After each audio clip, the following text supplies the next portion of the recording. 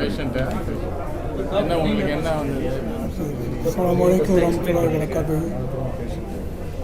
நினைத்துமல் இறைவன் ஒருவனுக்கு என் பேர் நத்தர்கனி. நான் வந்து எனக்கு வந்து இப்போ 74 வயசு ஆகுது.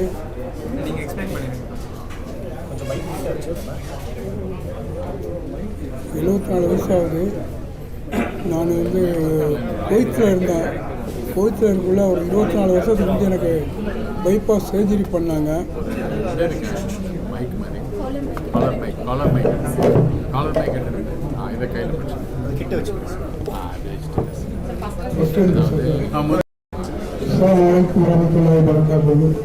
உங்களுக்கும் இறைவனுக்கு என் பேர் நத்தர்கனி. நான் திருவாரூர் மாவட்டம் புதக்குடிங்கிற கிராமத்தில் இருக்கேன். எனக்கு 24 வருஷத்துக்கு வந்து கோயத்தில்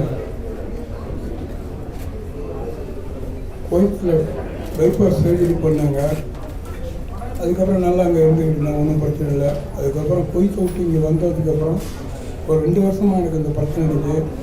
எங்கள் ஊரில் உள்ள தஞ்சாவூர் டாக்டர் கண்ணப்பன் MDDM அவர்கிட்ட வந்து ட்ரீட்மெண்ட் எடுத்துக்கிட்டு இருந்தேன்.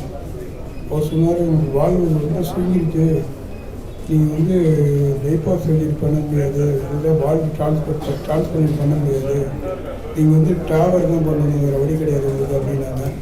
அவர் தான் sir Damodaran sir, doctor Damodaran சாரை வந்து பார்த்தேன். தாமோதரன் சார் எல்லா டெஸ்ட்டும் எடுத்துகிட்டு உங்களுக்கு பண்ணலாம், ஒன்றும் பிரச்சனை இல்லை, நீங்கள் பண்ணிக்கிங்க அப்படின்னாங்க. ரொம்ப சந்தோஷமாக இருக்குது. அப்புறம் நல்லா பண்ணிக்கிட்டாங்க. இப்போ நான் நல்லா இருக்கேன், நடக்கிறேன். முன்னாடி 10 அடி 5 அடி கூட நடக்க முடியாது, ஒவ்வொரு மாதமாக கணி சொல்லுவாங்க. இப்போ நல்லா நடக்கிறேன், எனக்கு பிரச்சனை இல்லை. ஆப்ரேஷன் 1 வீக் தான் ஆகுது, நான் நடந்தே வரேன், நடந்தே போகிறேன், ஒன்றும் பிரச்சனை இல்லை. சாருக்கு நன்றி, சாரோட டீமுக்கு நன்றி, இந்த ஹாஸ்பிட்டல் டீமுக்கு நன்றி, இவ்வளோ ஹாஸ்பிட்டல் கட்டி மக்களுக்கு சேவை செய்யணும்னு நினைக்கிற உயிருக்கு நன்றி. அஸ்ஸலாமு அலைக்கும். ஜஸாக்கல்லாஹு ஹைரன். வாழ்க வளமுடன். ஓகே, இந்த மிஸ்டர் நதர்கனி 74 வயசு. இவர் வந்து திருவாரூர் மாவட்டத்தை சேர்ந்தவர். நான் தஞ்சாவூர் மாவட்டத்தை சேர்ந்ததுனால அந்த காலத்துலேருந்து ஒரு 15 வருஷமாக தஞ்சாவூர் திருவாரூர் மாவட்டத்தில் நான் கேம்ப்லாம் போய் பேஷண்ட்டுக்கு வைத்தியம் பண்ணலாம். அப்படி இருக்கும்போது அவங்க ஊர்லேயும் நிறைய பேருக்கு நான் வைத்தியம் பண்ணியிருக்கேன் அதுக்கு முன்னாடி. அப்படி இருக்கும்போது இவரை எனக்கு நேரடியாக தெரியாது.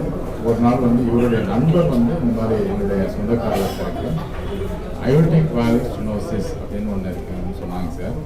அவருக்கு ஏற்கனவே பைபாஸ் சர்ஜரி 25 வருஷத்துக்கு முன்னாடி கோயத்தில் பண்ணதுனால திருப்பியும் பண்ணலாமா சார், திருப்பியும் பண்ணால் ரிஸ்க் அதிகமாக இருக்குன்னு சொல்கிறாங்களே, திருப்பியும் பண்ணலாமா?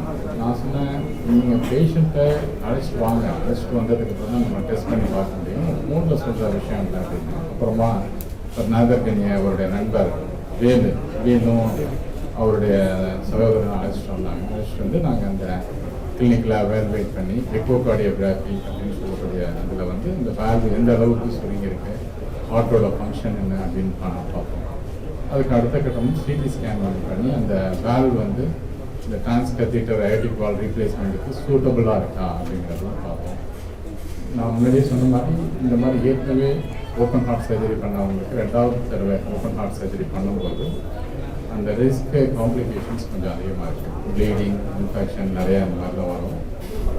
அதுவும் இவருடைய ஹார்ட் சர்ஜரியில் உள்ள கிராஃப்ட்டுங்கிறது 2 ஆர்டீரியல் கிராஃப்ட்டு எலும்பு கீழே போடுறதுனால திரும்பியும் ஓப்பன் பண்ணும்போது அது இன்ஜுரி ஆகிறதுக்கு வாய்ப்பு இருக்குது.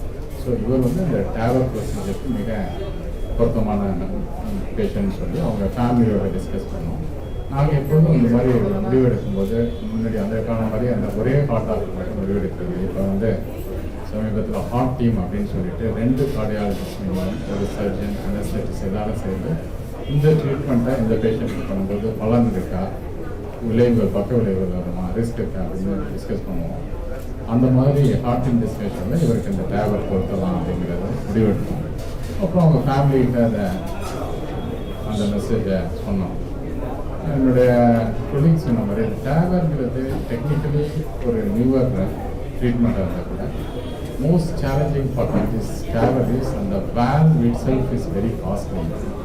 ஒரு சர்ஜிக்கல் ஓப்பன் ஹார்ட் சர்ஜரி பண்ணுற வேல்வோட மினிமம் ஒரு 3 to 4 times ஹையர் காஸ்ட் இருக்குது. அதனால அந்த அஃபோர்டபிலிட்டி இஷ்யூஸும் இருக்குது. அதே நேரத்தில் எல்லா அயோட்டிக் ஸ்டெனோசிஸ் பேஷண்ட்டுக்கும் பொறுக்கணும்னு அவசியம் இல்லை. யாருக்கு வந்து சர்ஜரி பண்ணால் அதிக ரிஸ்க் இருக்கோ, லைக் ரொம்ப எல்டர்லி பேஷண்ட்ஸ், மற்ற ப்ராப்ளங்கள் உள்ளவங்க சர்ஜரி பண்ணுறதுக்கு ரொம்ப ரிஸ்க்கு ஆர் சர்ஜிக்கல் டேண்டவுன்னு சொல்லுவாங்க, அந்த மாதிரி பேஷண்ட்டுக்கு பண்ணாமல்.